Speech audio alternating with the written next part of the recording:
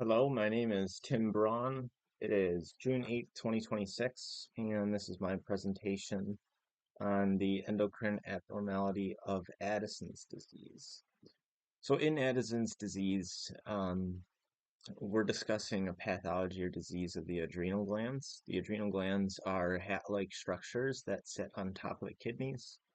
Um, and these glands produce hormones that are very important for signaling uh, to body-wide processes and balance.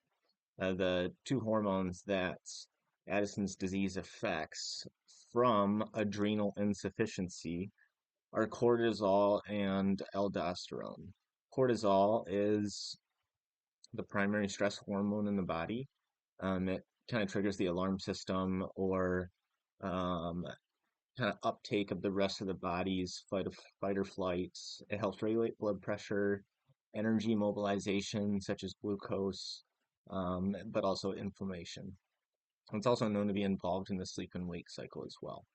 Aldosterone, the other primary hormone secreted by the adrenal gland, is responsible for fluid and electrolyte management in the body. So aldosterone um, signals to the kidneys that the body does or doesn't need to reabsorb water and sodium while also releasing potassium.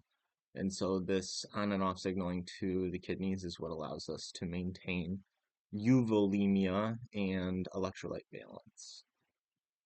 Symptoms of Addison's disease can be vague and they can develop quite slowly. The patient can have marked fatigue, nausea, vomiting, abdominal pain, diarrhea, loss of weight, and appetite. Patients also experience muscle, joint pain, muscle spasms, muscle weakness, and orthostatic hypotension, which is dizziness and low blood pressure when standing. Um, Patients can also experience mood changes, trouble concentrating, salt cravings, and then some other more abnormal symptoms or less mainstream for all the patient population would be like less body hair, irregular menstrual periods, and decreased libido. Early signs mainly include hyperpigmentation of some areas of the skin over no specific area in the body. This disorder is diagnosed through a multi-step process. First, a patient who thinks they might have Addison's disease should go see their doctor. They're going to perform an exam on the patient and brief questioning, and then maybe obtain a medical history. After this, the doctor might have the technician draw blood to check your cortisol, sodium, potassium, and ACTH, or adrenocorticotropic hormone level. Now, if your cortisol level is low, that flags you the patient could be struggling with Addison's disease, in which case we would also want to look at the ACTH level. If the ACTH level is also low, they will do what's called an ACTH stim test. So the patient receives exogenous or artificial ACTH through the IV.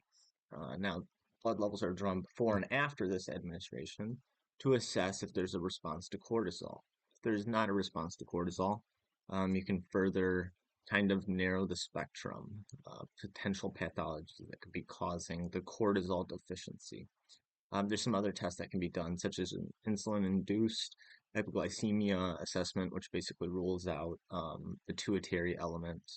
A CT can be performed to demonstrate an image of the adrenal gland, noticing abnormalities if they are present. And then a 21 hydroxylase antibody test is a very specific test that looks at antibodies present in the bone marrow formed to enzymes that are in the adrenal glands and that are going to be essential to the function. Um, if the patient is found to have these antibodies, it's quite a definitive diagnosis and very strongly points to Addison's disease.